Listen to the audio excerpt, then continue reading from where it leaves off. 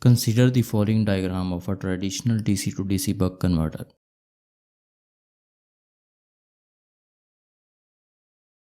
These equations are used to compute the duty ratio, inductance, and capacitor values in traditional buck converters. Because the input voltage is constant in traditional designs and the rated power and desired output voltage are usually known, we can readily compute the values of load resistance, load current, and duty ratio by plugging input and output voltage values into these equations. As a result, inductor and capacitor values may be easily computed in a traditional circuit. Now consider a photovoltaic system in which the PV array is connected to a buck converter.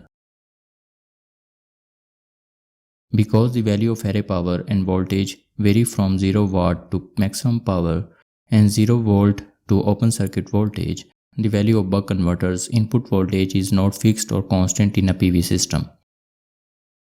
As a result, output voltage is not constant and the value of duty ratio fluctuates. Furthermore, due to the variable supply of power from the PV array, the value of load resistance and load current cannot be determined even if their duty ratio is known. As a result, traditional buck converter equations cannot be utilized to design the parameters of a PV system.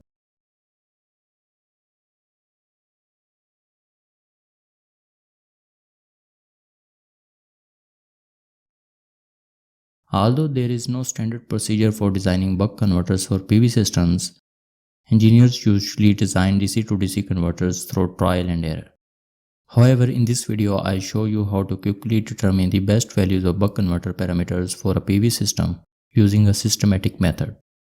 So pay close attention to this video and follow all of the instructions.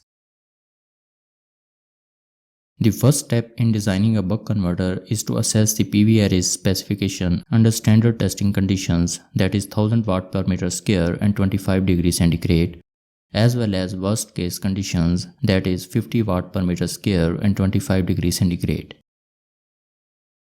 In the following discussion, I use the S subscript in green color to signify variables belonging to standard testing conditions and the W subscript in grey color to denote variables belonging to the worst condition. The following values for standard testing conditions are used in this demo. Maximum power is 1800 watt, maximum power voltage is 106.5 volt, and maximum power current is 16.9 ampere, where S signifies the standard testing condition. These parameters can be obtained from the datasheet of a PV module and then scaled to the size of the PV array. You should note that these are the specifications of PV array, not PV module. Using standard testing condition values, we can calculate corresponding values for worst case scenario. For example, 50 watt per meter square is 5% of 1000 watt per meter square. Hence, maximum power for worst case is 0.05 times 1800 or 90 watt. Because irradiance changes have little effect on the value of array voltage in principle, the maximum power voltage in the worst case will be in the 90 to 110% range of VMPS. In this case, I'll assume that maximum power voltage of the worst case equals 0.9 times VMPS and is equal to 95.85 volt. By dividing maximum power of the worst case by maximum power voltage of the worst case, the maximum power current for the worst scenario IMPW can be calculated and is equal to 0.94 ampere. The second step is to define the buck converter's switching frequency, which is set at 25 kHz. Ripples in current and voltage are also specified. The voltage ripples for the buck converter's input and output voltages are designated by delta VI and delta V node respectively, and are equivalent to 0.2% of the input and output voltage. Input current ripple is noted by delta II and is equal to 2% of the array current, while output current ripple is denoted by delta I node and is equal to 4% of the output or load current.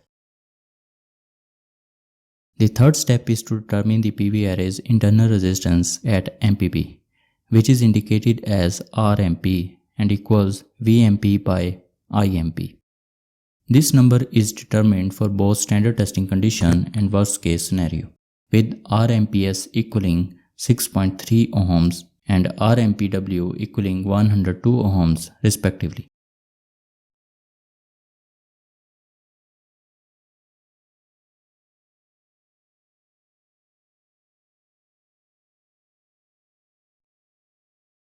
We determine the value of load resistance R node in the fourth step, which is equal to RMPS divided by 2.5.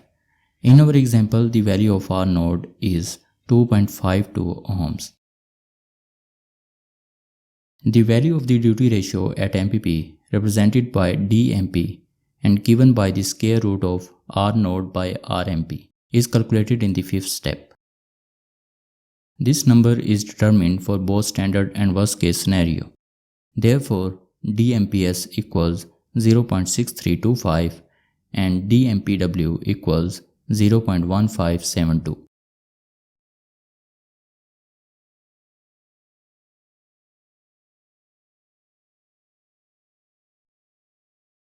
Calculate load voltage and current values corresponding to MPP in the sixth step.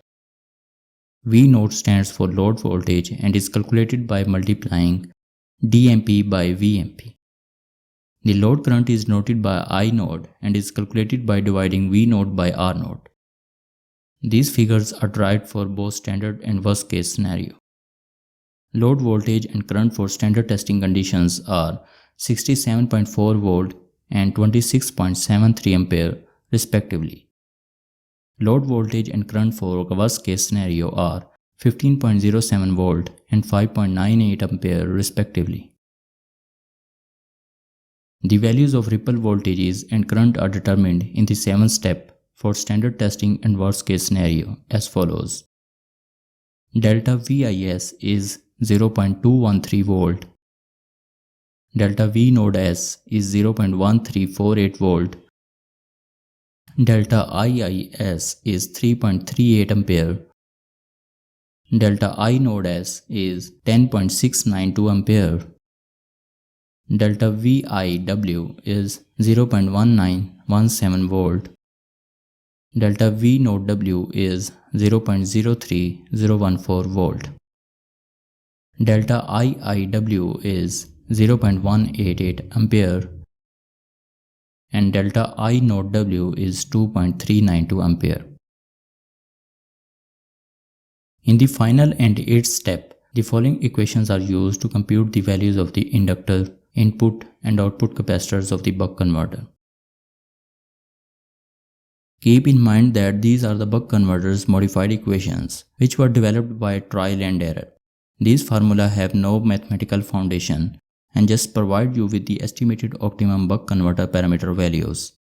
These equations yield inductor, input capacitor and output capacitor values of 1.9 mH, 705.3 microfarad and 443.4 microfarad respectively. These figures can be rounded to make them more practical. So the buck converter's final design parameters are: inductor is 2 mH, input capacitor is 750 microfarad, output capacitor is 450 microfarad, load resistance is 2.5 ohms and switching frequency is 25 kHz.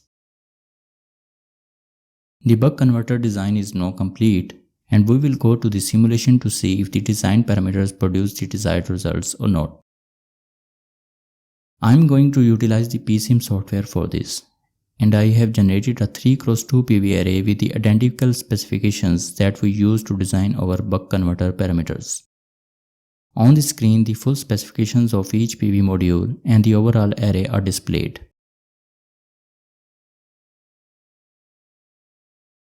The designed values are entered into the appropriate buck converter component and shown next to each element. The duty ratio and PWM signals for the buck converter are generated by the C block and comparator respectively. The MPPT P&O method has been used inside the C block to track the highest maximum power point.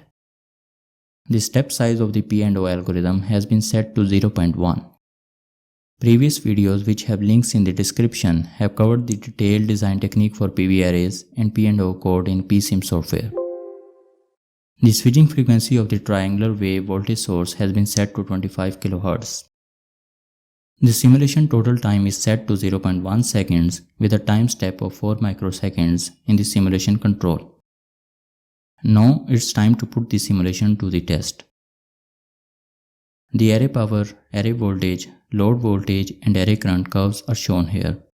Array power is depicted in pink, array voltage is shown in red, load voltage is depicted in blue and array current is depicted in orange. As you can see, the array power is 1800 watt, which is the PV array's maximum power. At this point, the voltage and current are 106.4 volt and 16.9 ampere respectively. This indicates that our MPP has been successfully tracked. Furthermore, the waveforms show a significant reduction in ripples. These values were obtained at standard testing condition, that is 1000 watt per meter square and 25 degrees Celsius.